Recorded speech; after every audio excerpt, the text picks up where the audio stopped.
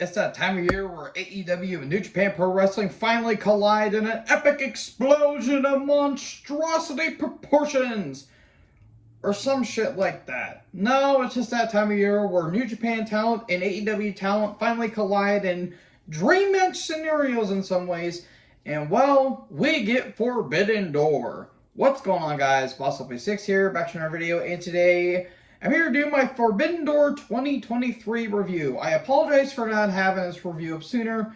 I have work, and yesterday I just want to kind of relax, but I wanted to get this video out so that way I don't have to do it all the way back.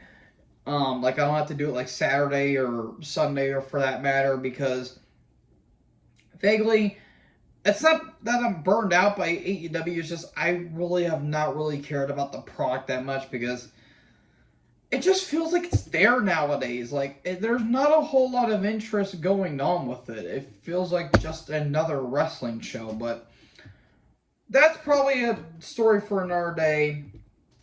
Let's get into the show proper. There was supposed to be a match between Adam Cole, baby, and Filthy Tom Lawler, but unfortunately that didn't happen due to Cole getting a sickness, which I think him and Britt were at some kind of convention and they both got sick. But Cole's back on TV now that, as I'm recording this past week. And Tom Lawler took on Serpentico in a dark match and went about 4 minutes. So there you go. Then we get to the 0 Hour, aka the pre-show match. First match is an 8-man tag between the Mogul Embassy, which is Swerve, Toa Liona, Brian Cage, and Bishop Khan, with Prince na na na na na na na na na na na na na. Hey, I have to do that every time because I can't help myself. They took on Chaos, which is Rocky Romero, Chuck Taylor, and Trent Beretta, and El Desperado. This is the best they have for Despy. It was fine, I guess. I just didn't care. I like El Desperado, I really do, but this is all the best they could have done with him. I would like to see El Desperado and not Bryan Danielson. Well, actually, that match should be pretty good too. Give me Despy versus Darby. I'll really love that match, not because of the face paint, but because of the styles that they will clash. But in the end, Mogul Embassy win, so there you go. And then look out! We have a women's Owen Hart Cup Tournament first round. Athena took on Billy Starks. Not that familiar with Billy Starks. I forgot Athena was the Ring of Honor Women's Champion. Completely forgot about that. Match was fine. Billy did get in her offense, but Athena mainly took control. At one point, Billy did a somersault, a senton onto the apron. Why? And in the end, Athena wins, so she's moving on.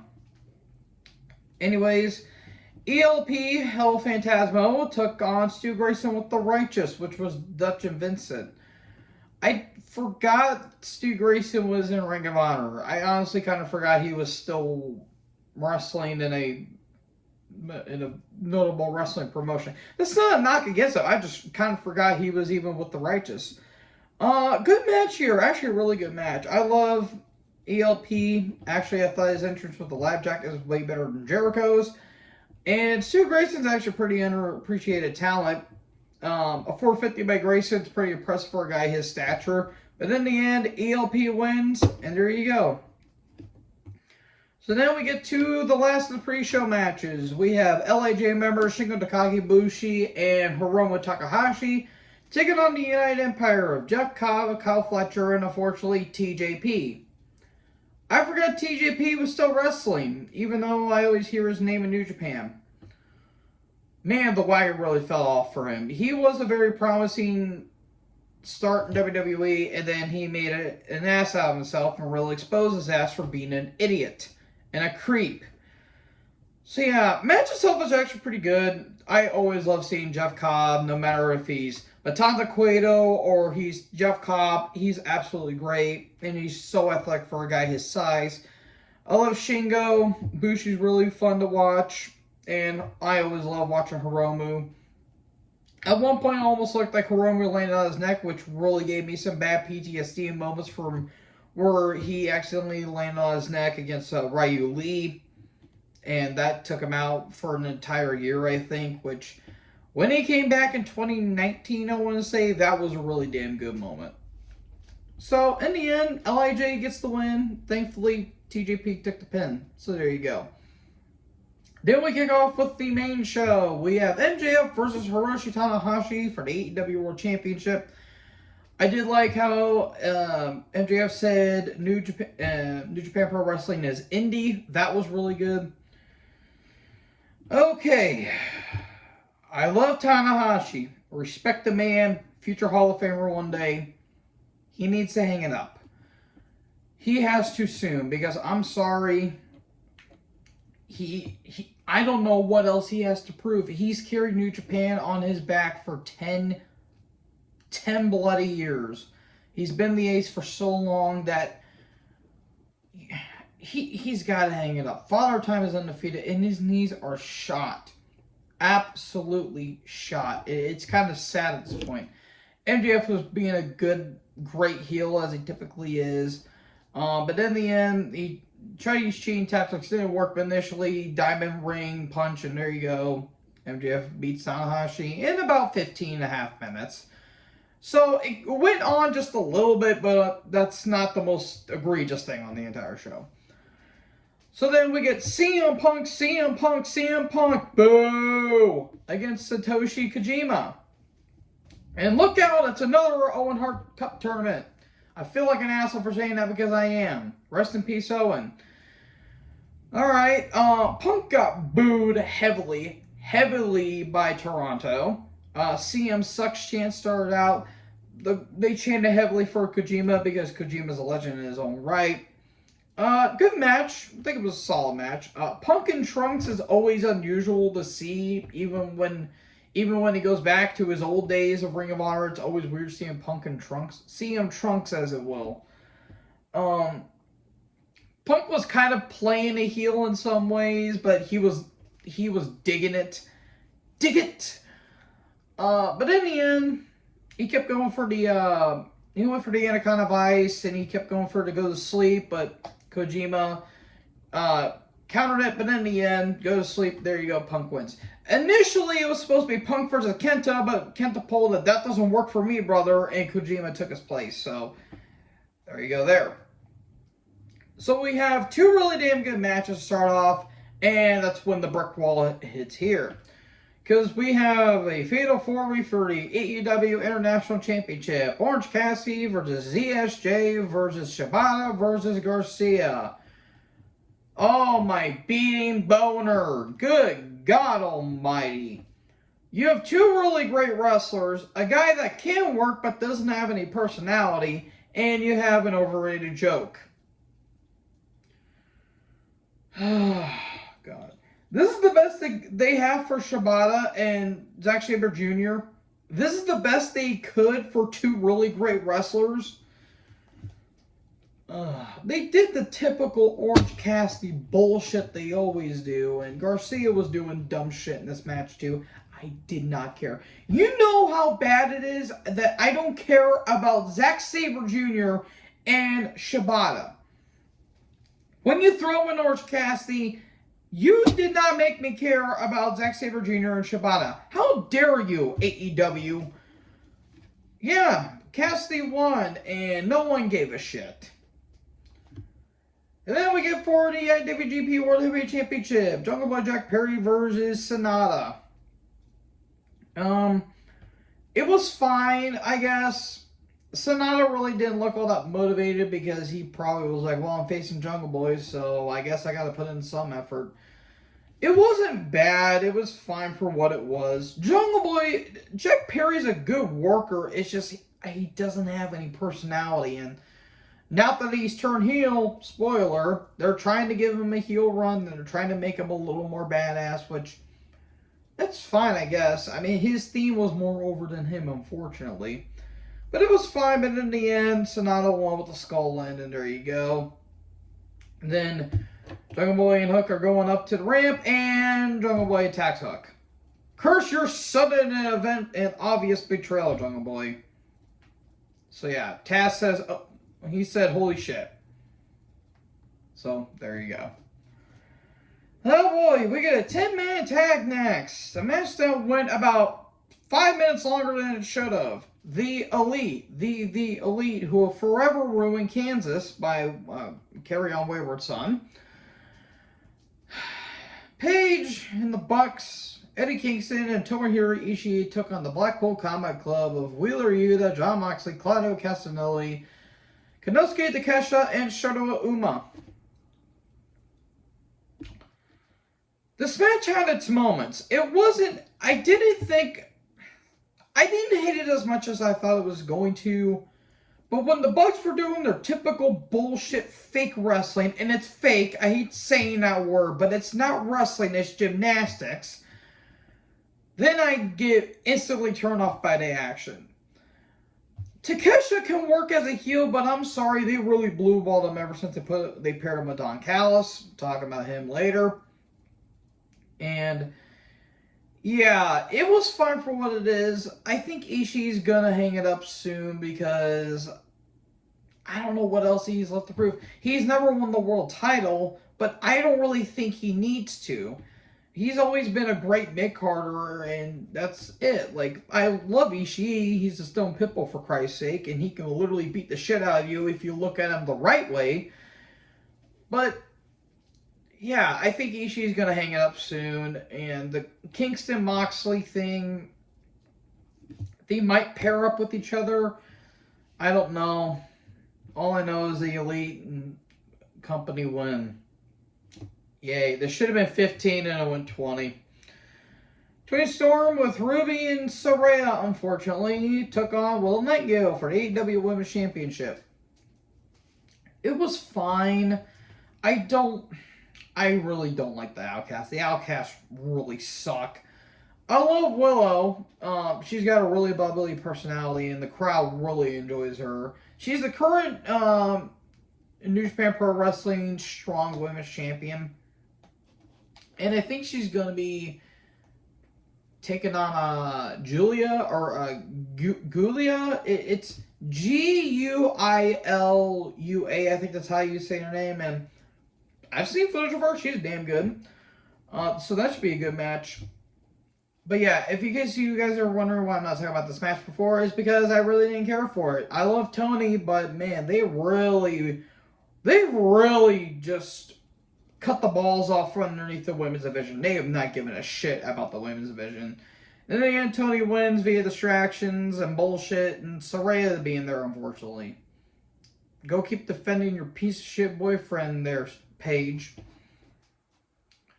Then we get to a match that was really good, and then the last 5 minutes happened. Will Osprey, with unfortunately Don Callis, took on Kenny Omega for the Iwgp United States Championship.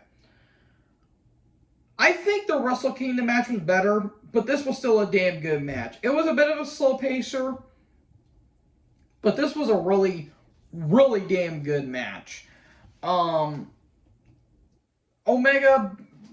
playing up to the crowd, and they took this seriously. That I will say, they really took this seriously.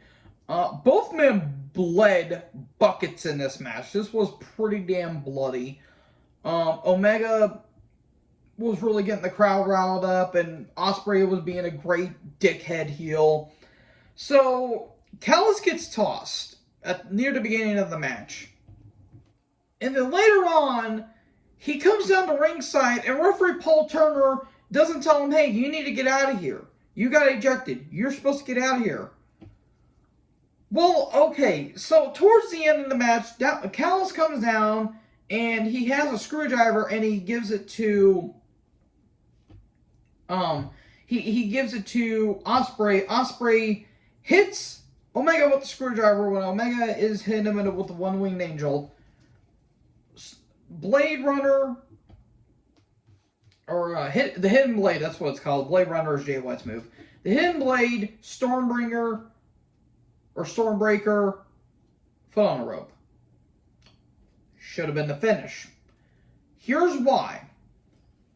You have Callis thrown out, but he places the screwdriver underneath the ring, like right in the corner.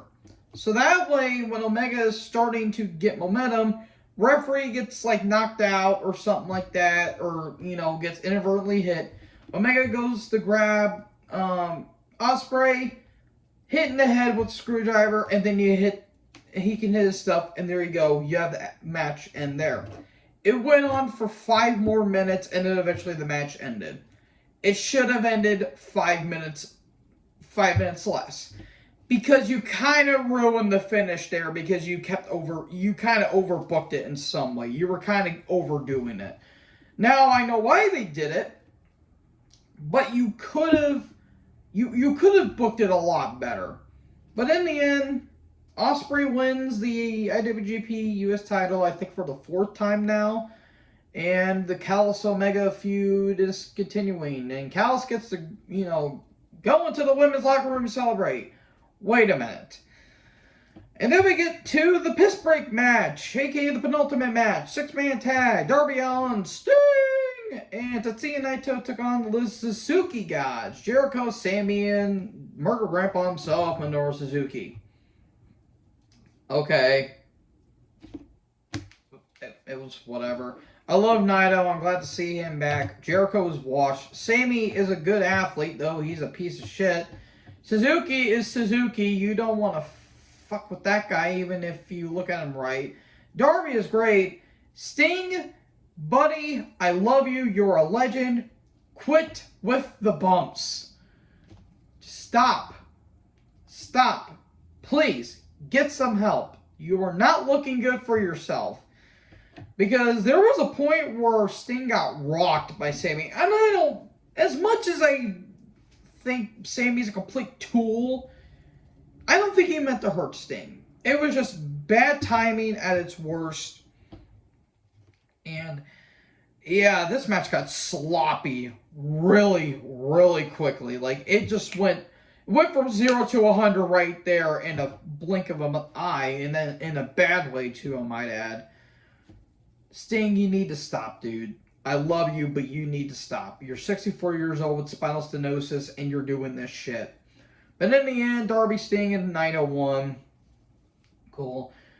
And then later on that night, there was a media scrum going on, and Jericho challenged Sting and Darby to a tornado tag, and oh, sweet Jesus Christ, Sting. How did you not break your jaw when you failed?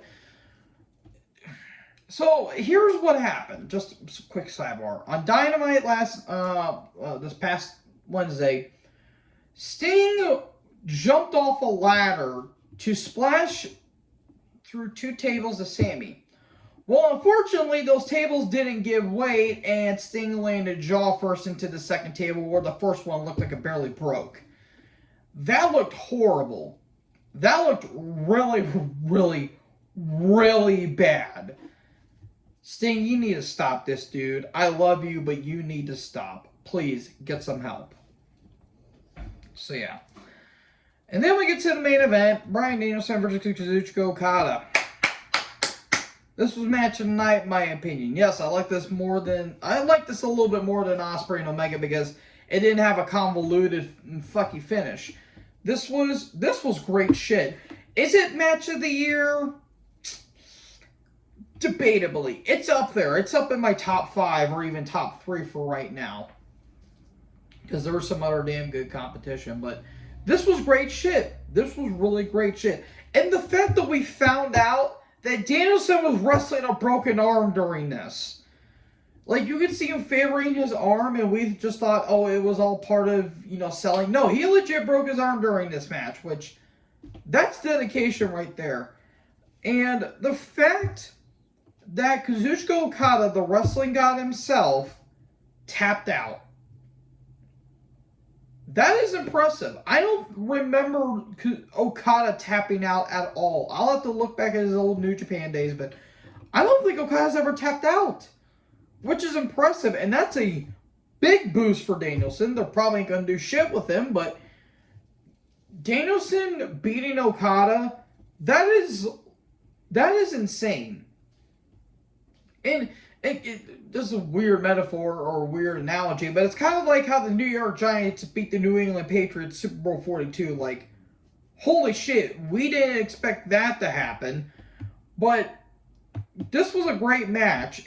Granted, it did go on a bit, but you know what? It was worth it. So, yeah, despite my big flaws with this show, I thought this was better than last year's, and that's not saying a whole lot because as thrown together as this card was, there was some enjoyable moments in this show. So overall, I'm going to give it probably a B minus leaning towards a C. I think there was more good than bad on the show, despite the fact it was still overblown as fuck, and it did go on a bit long. So there you go. Yeah, Forbidden Door, it was fine for what it is, and it's by far the best AEW pay-per-view they've done this year. So, folks, what did you think about this show? Let me know in the comment section below. Make sure you guys leave a like, leave a comment, tap that big red subscribe button, and tap the bell so when I upload, you guys will be notified. Thank you all. Thank you so much for watching this video. Most importantly, join the herd. Talk to you guys next video. Peace out.